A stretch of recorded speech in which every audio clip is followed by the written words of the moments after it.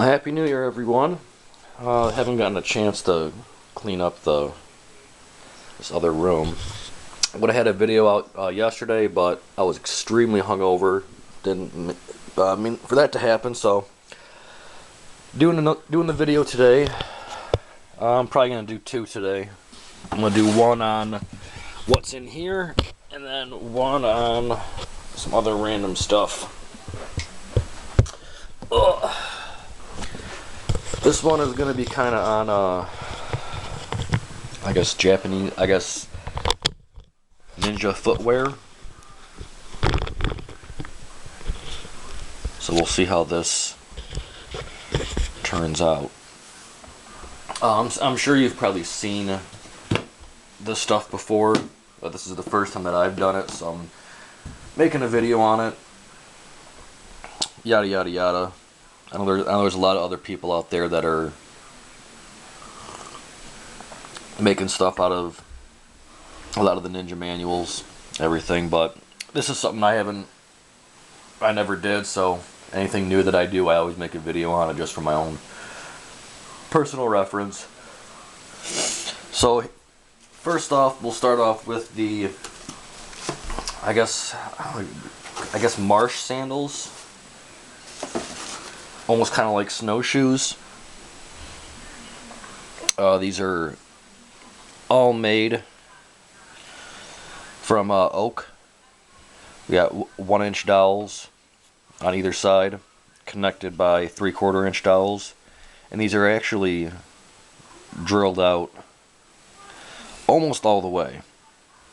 They go to about right there, and then there's actually a steel pin, very small steel pin, a 1/16 of an inch, in all these.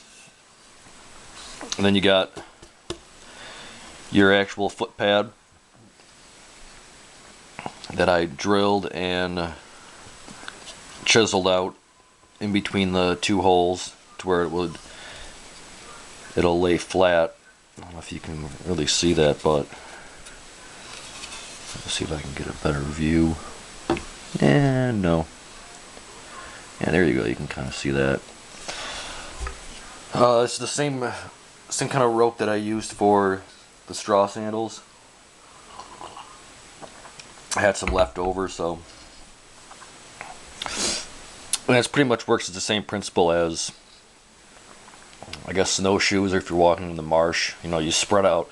The more weight that you spread out, the easier it is to walk. You're not sinking in, you're actually spreading out your weight over a larger surface.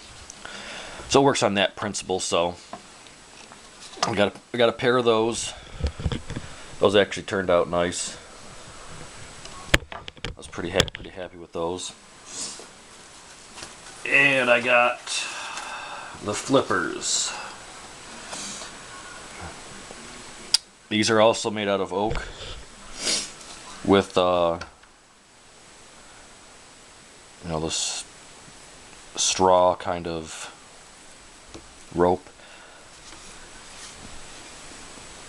You can see the design. I just did a hinge design. The hinge hidden inside there. I had to do some routing of the material to make the hinges fit flat. But I also added a rope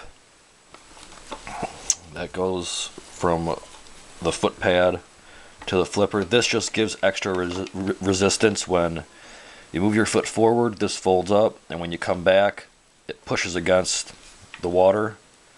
I just put this there to give a little more resistance, so it's not just relying on this point right here to hold it, because then you're going to start breaking wood and everything else.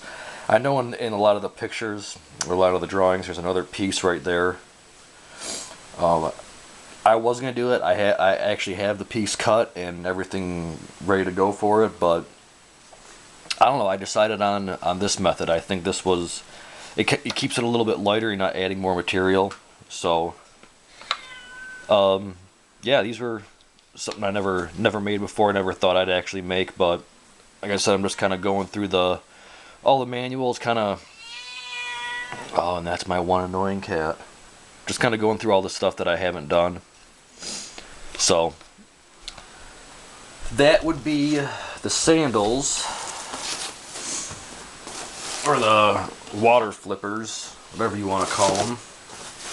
Put this stuff back in this bin. Wife's not too happy about all these bins that I've been getting, but hey, it takes up less room. Takes up a lot less room.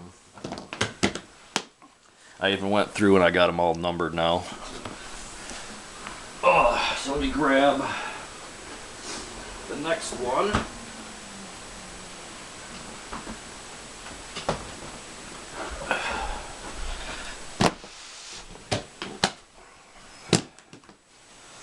Take some of the stuff out that I'm going to do on the next video. And these are probably my favorite. Here is the Silent sandals. This is the same, if you notice, it's the same design for the sandal for all three that I used. I just replicated it 3 times and used it in 3 different ways. I decided to go with some, I don't know, I guess fancier cordage. And then I actually tacked it with small upholstery tacks. That's what they're called. They were really cheap. I just went along and nailed them all in, and then trimmed the fur all the way around. They turned out pretty nice, and you know, I added some padding in between the fur and the wood. But yeah, you slide these babies on, and you're off. I was gonna do a folding version, but I don't know. There's some of the things that I always question about folding versions of things, and I don't know. I just figure, I don't know, folding sandals, I just don't get it, I guess. Like, are you really saving that much room? Like, I'm pretty sure you can't fit those sandals folded up, you know, in your shirt. If you can, it's probably pretty bulky. Might as well just carry these then. But anyways, that's a whole nother thought. But yeah, they're pretty cool. There is a left and a right. I didn't do a universal design, so there is a left and a right, and they are pretty quiet. I got this is like a faux fur. It's like, you know, it's fake. I got it at Michael's for like, that was a couple, no, I'm sorry, I got it at Joann Fabrics. You know, if you go on there, if you download their app, you can get like 50% off one item. So I only normally buy one item when I go there anyway, so every time I go there, I'm usually getting half off of whatever I'm buying, which is really nice. So I, you know, went there and bought some of this black fur.